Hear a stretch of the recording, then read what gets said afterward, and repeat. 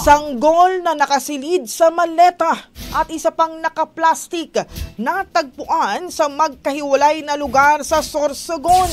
Mula sa Brigada News sa FEM Sorsogon, Brigada Gerard Guab, ibrigada mo! Brigada! Halos magkasunod na natagpuan ang dalawang patay na sanggol sa magkahiwalay na lugar sa probinsya ng Sorsogon. Una nang napaulat ang sanggol na nakasilid sa maleta na natagpuan sa Barangay GP Laurel, Bulan, Sorsogon nitong nakalipas na Biyernes. Sa ulat ng Bulan Municipal Police Station, nai-report ng mga residente sa kanilang tanggapan ang isang maleta na inabandona sa bahagi ng Purok 1, Barangay GP Laurel.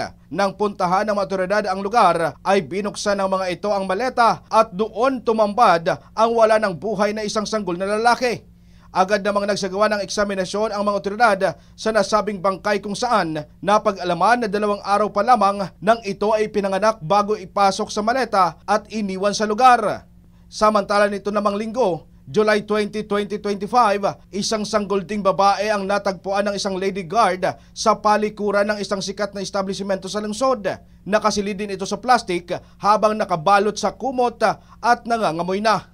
Sa ngayon, nagpapatuloy pa ang investigasyon ng Bulan Municipal Police Station at Sorsogon City Police Station sa nasabing insidente upang malaman kung sino ang responsable sa pag-aabandona ng mga nasabing sanggol. Ang bahaging ito ay hatid sa atin ng Drive Max Coffee. Ligayang tuloy-tuloy!